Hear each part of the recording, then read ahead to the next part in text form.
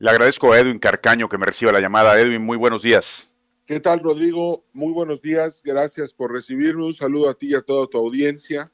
Oye, Edwin, acaba de fallecer el líder soviético Mikhail Gorbachev, un hombre que cambió la historia del mundo, ¿no? Sí, totalmente. Creo que es un personaje muy importante del siglo XX, pero también hay que tener un poco del contexto de cómo se da el glasnost y la perestroika en la Unión Soviética, porque muchos le atribuyen solamente a él las reformas que se hicieron, que finalmente acabaron con la URSS. Sin embargo, no hay que olvidar que esas reformas no fueron por gusto, sino por necesidad. La situación de la Unión Soviética en 1985, cuando él llega al poder, después de la muerte,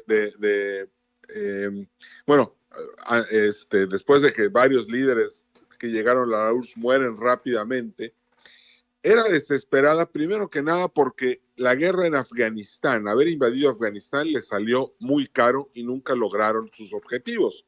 No hay que olvidar que incluso de esa invasión vienen muchas cosas malas después, puesto que muchos de los que se entrenaron peleando contra la URSS luego fueron los que hicieron el 11 de septiembre del 2001. Uh -huh. Pero también hay que recordar que la guerra económica y la presión económica que Estados Unidos y Occidente, especialmente Reagan, estaban ejerciendo sobre la economía soviética, les estaban ganando en el mercado. El gran error de la Unión Soviética fue que cuando dolarizaron su economía, se dieron cuenta de que eran unos productores de commodities.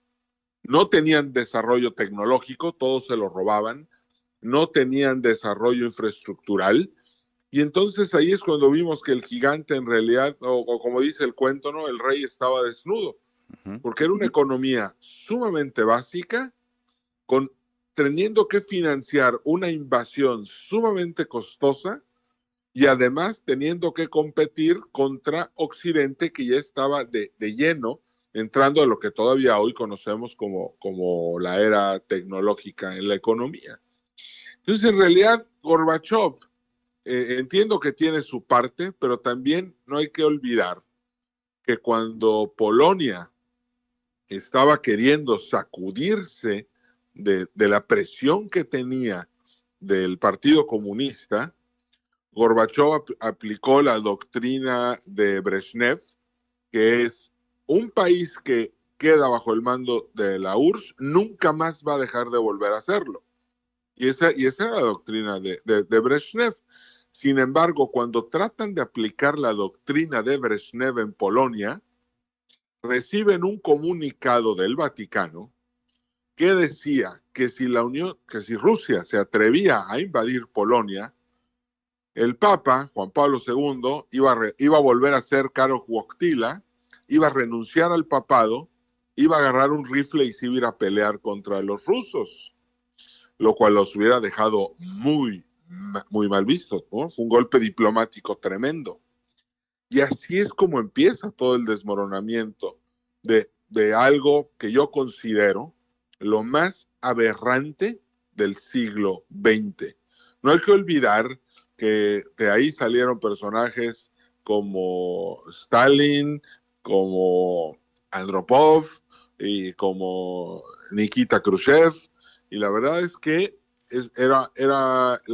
detrás de la cortina de hierro no había libertades, no había individualismo y, y se llegó a tal punto que incluso esas doctrinas llevadas al extremo anulaban por completo la individualidad.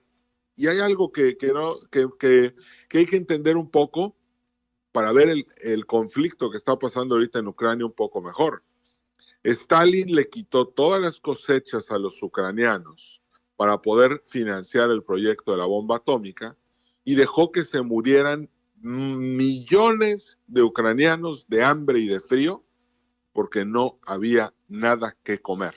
¿Y esto para qué lo usó Stalin? Para hacer la bomba atómica. Entonces, estos detallitos no se han olvidado por completo. hay muchas cosas todavía en el ambiente, en lo que es la guerra cultural, que nos ayudan a entender mejor exactamente qué es lo que está pasando. Entonces yo creo que sí, Gorbachev es una persona admirable, es correcto, pero no hay que darle todo el crédito, puesto que las reformas eran necesarias. ¿Por qué? Porque igual la situación de la Unión Soviética ya era muy difícil en ese momento. Pero sí, sí le da la vuelta a la historia, ¿no? Totalmente. Claro. Digo, porque Acuérdate que pudo haberse incluso, aferrado de alguna manera y seguir el camino que tenían. totalmente, el problema era que la economía soviética ya no aguantaba. Su punto débil en ese momento era Afganistán. Les costaba tanto. La tropa estaba súper desmoralizada y ya había quedado claro que no se iba a lograr nada. Además de que Estados Unidos les mandó los misiles Sting a los yihadistas y estos derribaban helicópteros y tanques rápidamente. Wilson, el congresista demócrata, que fue el que tuvo la iniciativa, y eso podemos decir que paró por completo la ofensiva rusa. Tiene su mérito, claro, es Premio Nobel de la Paz, claro, claro que lo tiene, pero no hay que olvidar que hubieron otros jugadores que también Que lo tuvieron una obligaron. importancia, exactamente, que desarmaron varios de los planes. En la Unión Soviética estaban dos facciones, por así decirla, que era la dura, la que no quería reformar nada, y estaba la de los liberales, que era de donde él venía, que eran los reformadores. Y Gorbachev, y esto sí lo digo con mucha admiración a él, hubo un punto en el que ni los liberales ni los duros lo apoyaban, porque los duros, los más aferrados a la doctrina soviética, no querían que él triunfara en sus reformas. Y los liberales, que eran los que originalmente lo apoyaban, los reformadores, empezaron a dudar de él. Y ahí es cuando empiezan a pasar cosas feas dentro del partido, que incluso vimos que acabó en un golpe de Estado, que gracias a Dios se pudo frenar rápidamente, porque aquí lo más importante siempre va a ser que Rusia tiene armas nucleares. Entonces es muy importante ver quién está en el poder para poder saber qué escenario podemos esperar. Oye, Edwin, la verdad es que muy interesante. Y el dato que diste del Papa Juan Pablo II, que estaba dispuesto y que mandó el mensaje a dejar Sí, el papado para ir a pelear contra los rusos en Polonia, es un dato que no tenía y que es interesantísimo. También sí, es cuando te das cuenta de la importancia de la Iglesia, de la Iglesia Católica y de, pues, el curso que ha llevado también en el curso de la historia, digamos. claro. Bueno, Napoleón decía que al Papa había que tratarlo como si tuviera 200 divisiones armadas. Y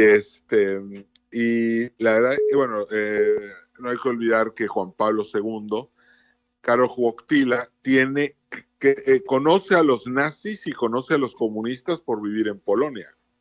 Claro. Entonces lo sabe muy bien. Ahora, mi fuente, para que tú y el auditorio la tengan por si les interesa más, hay un libro que se llama Las llaves de esta sangre, de Malachi Martin, y ese libro que se escribió en 1990, si no me equivoco, da un insight sobre lo que pasaba en el Vaticano, lo que pasaba en Inglaterra, lo que pasaba en Estados Unidos, alrededor de todo lo que estaba eh, eh, sucediendo con la caída del muro de Berlín. Es un libro muy interesante, atesorado en mi biblioteca con mucha admiración porque es una obra increíble.